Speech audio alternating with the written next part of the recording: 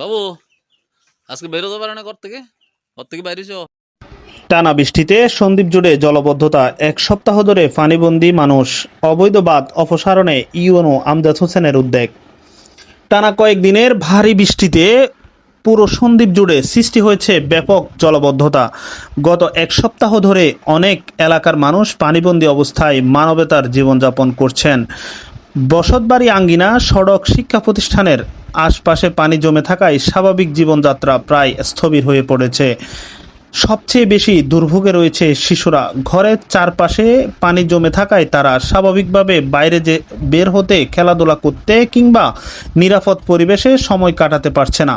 দীর্ঘদিন পানিবন্দী পরিবেশে থাকতে বাধ্য হওয়ায় তাদের শৈশবও যেন জলাবদ্ধতার মধ্যে আটকে গেছে। জলাবদ্ধতার কারণে অনেক বাড়ির টয়লেট পানির নিচে তলিয়ে গেছে। এতে মলমূত্র বৃষ্টির পানির সঙ্গে মিশে পরিবেশ দূষণের ঝুঁকি তৈরি হয়েছে। পাশাপাশি অনেক টিউবওয়েলেও পানি ঢুকে পড়ায় বিশুদ্ধ খাবার পানির সংকটও দেখা দিচ্ছে।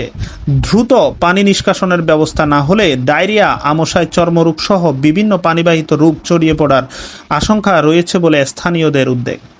এদিকে পানি চলাচলে বাধা সৃষ্টি করা খালে মাছ চাষের উদ্দেশ্যে নির্মিত অবৈধ বাঁধ অপসারণে উপজেলা নির্বাহী কর্মকর্তা ইউএনও আমজাদ হোসেন নিজ উদ্যোগে কার্যক্রম শুরু করেছেন। পানি নিষ্কাশনের পথ উন্মুক্ত করতে তার এই সময়োপযোগী পদক্ষেপ স্থানীয় মানুষের মধ্যে আশার সঞ্চার করছে। এ উদ্যোগের জন্য তাকে আন্তরিক ধন্যবাদ ও কৃতজ্ঞতা জানিয়েছেন অনেক বাসিন্দা।